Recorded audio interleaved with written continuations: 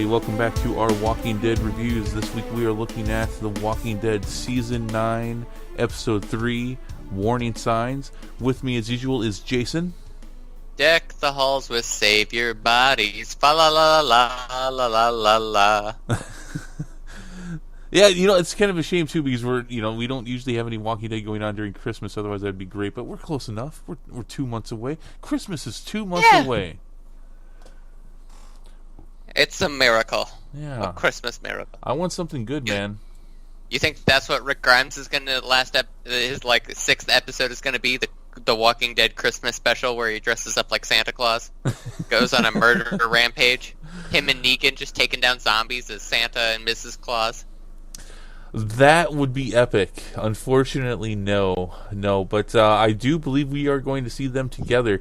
Now, we're getting a little bit ahead of ourselves here. We'll talk about that near the end. Let's talk about this episode, though. Warning Signs. Jason, what was your overall feeling on this episode? I enjoyed it. I liked the little gimmicky thing of this. It really reminded me of some of the best parts of last season of Fear. It had a consistent theme throughout. It was Clue Walking Dead edition, essentially. Sort of that whodunit murder mystery. Yep. No, it was, I agree. I enjoyed this one. I would say that this season's on a roll so far, despite the fact that it's got some issues that it's got to deal with. It's definitely got an uphill battle, but this was fun. It was kind of funny. I was thinking about this. We were having some technical difficulties, so while we were getting that fixed, I was giving this a little bit of thought. I think the last time we saw Detective Rick Grimes was way back in Season 4 when he was trying to find out who had burnt those 2 bodies. Remember that from the prison? Oh, yeah. He never found that out either. No, Rick Grimes is a terrible cop. He could be a good cop, but he's a horrible detective, that's for sure. He still doesn't know what's going on here. Daryl and Maggie just kind of stumble upon it there's an assassination. Dude, that wasn't an assassination, that was an execution. Okay. No, you're right. Technically, you're right. And speaking of technically being right, Jason, you were absolutely right from last week, guessing as to what was going on. I was completely off. I was thinking there was some kind of savior coup or something going on. No, you had called it. Justin's dead. Someone's killing saviors. And Justin was dead. And somebody was killing saviors. However, the only thing I would say that I was even close to being right about was that he seemed, at the end of last week's episode, he seemed to know who his captors were. And that, I think that's what threw me off about it. He definitely did know them. Come to find out, they didn't like how they knew him. And that's kind of the whole thing. Yeah. So that's the main plot of this week's episode is someone's killing the saviors. And it ends up being Oceanside people. Now, I would have to say that this is a build-up that they actually... This was completely appropriate and made a lot of sense, but at the same time has been such a back-burner story that... It kind of came out of nowhere. It did, but then once you saw it, it was like, boom, there it is. And for us comic readers, it was a thing there as well where it's like, well, yeah, we never saw that coming because Oceanside exists in the comics, but has never had this kind of interaction that we've seen. So they definitely put a lot of faces and names to Oceanside that we've never been used to, but yeah, when it all came together and you find out who's doing what, it's like, all right, this makes a lot of sense. Yep. So it's interesting because we're right in the thick of the whole main drama that's going on right now, which is that Rick spared Negan, and there's all kinds of issues from that. I think a lot of people misunderstand it, but at the same time, I think a lot of people appreciate the kind of humanity that's seen from that. I mean, Maggie herself, who is probably the person who has the biggest issue with this, says, look, Rick's building towards a better future, but, all the same, Negan is still fucking alive, and she can't stand it. Yeah. And that's kind of the same thing. Now, that being said, and I can't remember the actress name, who plays the leader of Oceanside. She was on Talking Dead after, and she says, "Well, look, she doesn't even really know Negan. Her issue was with Saviors and Simon, who obviously has been dead for a while now. And this was a revenge plot. It's like, look, these people, they destroyed us. Now, the location that they were at, and I don't know if you caught this or not, was the Oceansiders' previous home. Yep. I did recognize that because they mentioned earlier in the episode that they used to live there. Yeah, and so the final warning that was on the wall outside, that was actually from Simon giving them a final warning. We don't get a lot of specifics as to what had happened there, but it's interesting. And even Rick even tells Carol, "Look, every single day I want to get up and I want to kill Negan." And he obviously ends up not doing so, but every day he wants to do it.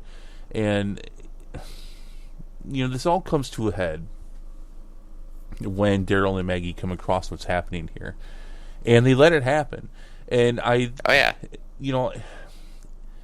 the two of them, I don't think are in any position to really judge what's going on. Look, Daryl's going to follow Maggie because he feels guilty about what happened to Glenn, and he's right. He killed Glenn. And Negan swung the bat, and Negan put him in the position, but it was Daryl's bullshit that got him killed. Yeah. And, this is probably one of the more interesting and appropriately complex situations that the show has had. And there's been a lot of good ones, but I think this one's up there, and I think they're playing it right for the most part. Well, let me ask you, what do you think? I mean, is Rick right? Do you think Rick is right for trying to be an example for humanity and say, look, if we're going to prosper and we're going to grow as people, at some point we have to draw a line, and it can't just be kill people. Yeah, and I think that's absolutely correct. In many ways, Rick is trying to realize the dream that Carl sort of had. And we see that very symbolically in this episode with the tomato and the gravestone and that whole thing. But I don't think Rick is wrong to do so. I think with the way that The Walking Dead paints humanity, I don't think it'll work. But I don't think that the concept is wrong. I'm not gonna come down on someone for trying to, bring us back up. Trying to reunite humanity, reclaim some of that empathy that's sort of been lost in this post-apocalyptic world. Yeah. And for those of you who are catching that, you had a little bit of lag there, Jason. This is part of the technical difficulties we've been trying to work out. We're having a little bit of a lag issue here. That wasn't too bad, though. That being said, and let me play devil's advocate for you, Jason, because I think this is where the complexity of it all comes in. Are the Oceansiders wrong for wanting vengeance? No, they're not wrong for wanting vengeance, which is what makes it such a complex issue. But they're wrong in taking vengeance into their own hands. The whole point of this group and collective coming together and agreeing to sort things out peacefully is so that everyone sort of answers to laws like before the apocalypse, where people pay in jail time rather than with their lives. So they're dishing out this vigilante justice that is not necessarily wrong it's not wrong to desire justice for what happened to them, but I think that it could be considered wrong to take it to the lethal extreme in this case. Not that it's not understandable. I think it's understandable for each and every person. Right. And further on to that is that well, I don't think it's as big of issues to think about, but there is also the fact of they're killing these saviors, and in a lot of cases they made in the last couple of years, they've kind of made a case for some of the saviors not really wanting to do things the way that Negan and Simon were doing them, but doing them because that's how their group ran. That's how the saviors did things. And quite frankly, if they didn't do them, then they themselves would be in trouble and possibly get killed. That's something that you saw at the end of that episode with what was her name? I don't remember. The very last one that they kill, and that's they kind of bring that up. She's like, well, look, I had to do it. If I didn't do it, I'd be in trouble. And then, they comment on the fact that she had said to them, no exceptions.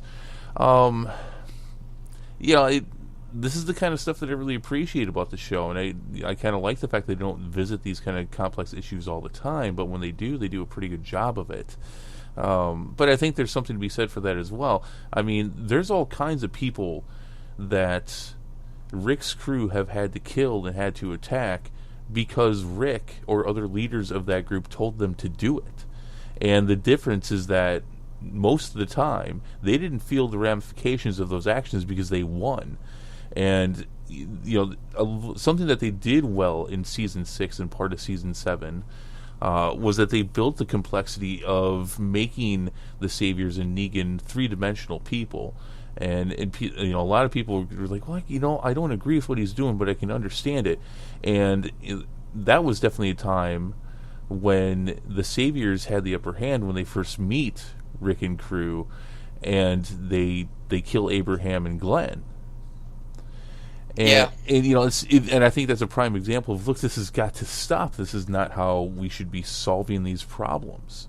Mm-hmm. But when you're in the barbarism of a zombie apocalypse, which at this point is 4+ years, and at that point, back when they first meet Negan, was about 2 years.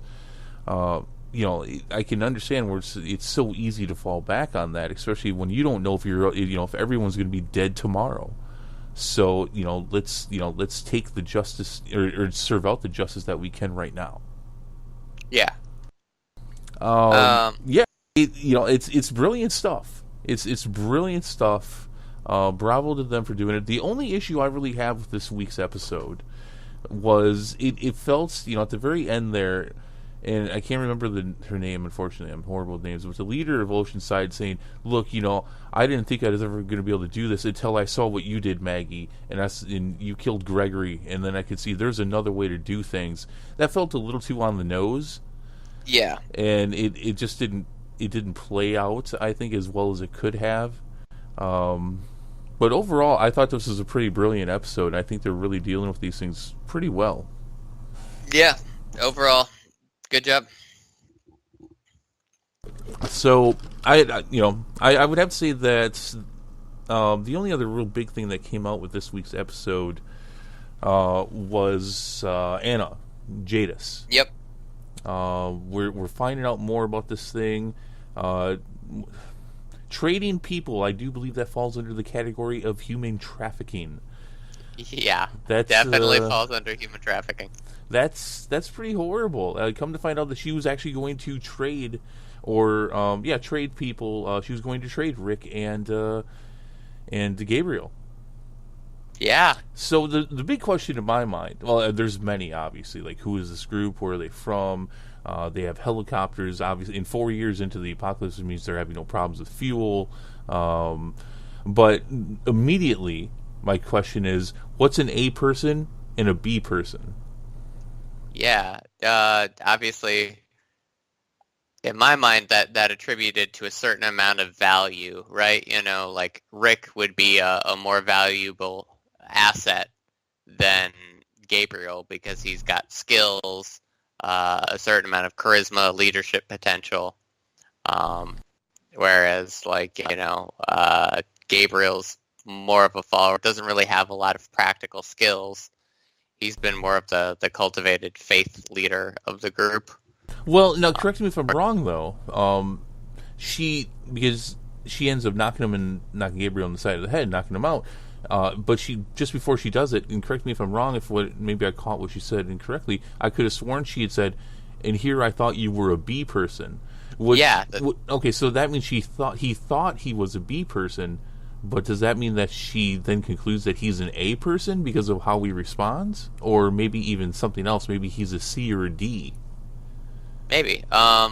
She does say that she's got an A, right? Over the radio.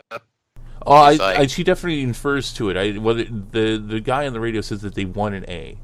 And she acknowledges that she will get one. So she at least infers that she will get an A person. Okay. Oh, Gotcha, okay. I gotcha. thought you had more to that. Okay. All right. So who do you think if it's not Gabriel, who do you think the A person is? Do you think it's Rick?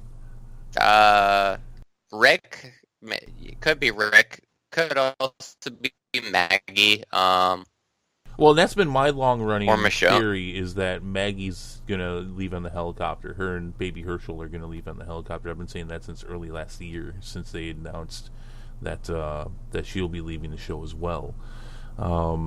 It could be Rick. Yeah, though. I mean, Maybe Rick doesn't yeah. die. Oh, that he better die. I'm gonna be irritated if he doesn't. I agree. I agree. If they don't kill him in the next 2 episodes, they better have a damn good reason for not doing so. That would be one hell of a swerve, though, wouldn't it?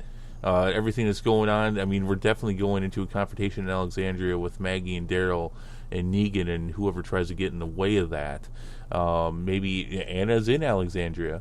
Not at the moment, though. At the moment, Anna is in the garbage pile, and she's going to be doing something with Gabriel. That's so, who knows? Who knows? But I think they set that up, a lot of it to throw in a swerve. I think. Okay, finally though, I would say the only other thing of note really from this episode has to do with the, we had some good family time with Rick Michonne and Judith. That was a lot of fun. What do you think of that? I really enjoyed it. But it feels like they're building Rick up. Like they're reminding you of what a great guy he is. He's a family man.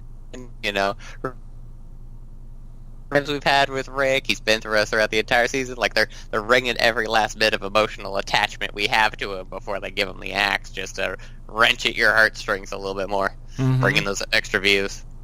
No, I agree, but I think it was important to see that though too. I think overall it did help to kind of see life in Alexandria.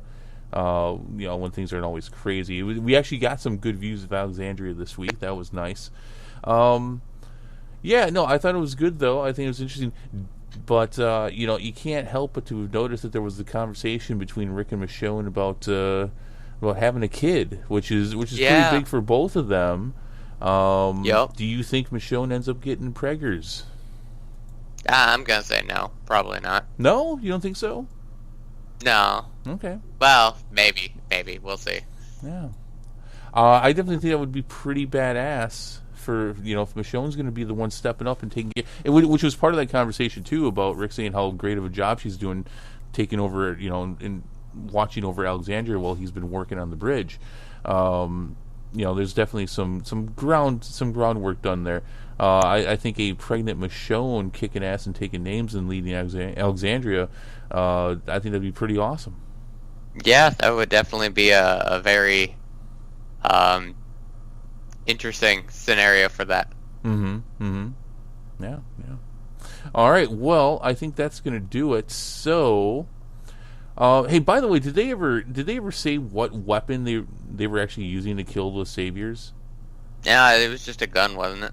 No, it wasn't a regular gun though. I think it was some kind of projectile shooting thing. It was definitely shooting some kind of arrow. It wasn't like a crossbow or a bow. It was something different. All right. Well, okay. So let's go ahead and rate this thing 1 out of 5. 1 out of 5 weirdo guys on the walkie-talkie asking about A or B people. I'm gonna give it 4 out of 5 walkie-talkies. What? Okay, just you gonna summarize that down the walkie-talkie. Yeah, I'm gonna give it a 4. This would have been a lot higher, I think, had it not been for really at the end there and just how on the nose and kind of cheap it was. It's like, well, you showed me a different way, Maggie, but that just didn't come off well. In fact, it came off really bad. In fact, it felt a lot worse than it probably would have had the build up for the whole rest of the episode not been so good. Yeah, absolutely. But that really took it down a bit. But it's still 4. Yeah, they're doing really good this season. they are, and I can't wait for them to freaking trip over their shoelaces and take the nosedive that I've come to expect out of The Walking Dead. Man, shit's gonna hit the fan here in 2 weeks. That's for sure. Oh yeah. All right. Which, by the way, something I wanted to bring up. We talked about this in week 1's review. It was my understanding Andrew Lincoln had signed a 6-episode contract for this season, but they're only giving us 5. And maybe the reports on that were wrong. I thought they were. This was almost half a year ago that I'd heard those reports. I don't even remember the source at this point, but maybe that means we get to see him one last time, some kind of flashback or something. You got to remember that they're bringing in the actor for Herschel as well. Unfortunately, he had just passed, but he had shot some scenes, so there is more. Maybe that was for Rick, but I'm pretty sure it was for Maggie. But maybe we're gonna get some more flashback stuff. Maybe we get to see Rick for one more thing before the season's over, even after his death here, or his vanishing, his disappearance in 2 weeks. We'll say, because we're not really sure what happens here. Any last words, Jason? Can you spit them out? Yeah, don't trust a lady who lives in garbage, people. Come on. Jason, you're always warning people what not to trust. I'll tell you what I trust. What's gold. That? You trust gold? Yep. Are you invested in gold, Jason? I cannot disclose my financial investments. Are you kidding me? That's fine. I'm not invested in gold. So maybe I should get invested in some. How good is gold in the zombie apocalypse, though, Jason? I think gold is universally good. Or you could take the Fallout approach and just invest in bullets. Bullets is currency. There you go. Bullets is currency, that's for sure. All right, guys, what did you think of this week's episode? Please leave us comments below. If you liked this review, if you could give us a like and subscribe, that would be great. But that is going to do it for this week. The countdown is here. We're T-3 and now 2 and 1 left. Oh man, I'm not looking forward to this. Yeah. Really not. All right. We'll stay here and we'll cover it. But that's gonna do it for now. So until next week, have a good one. Peace.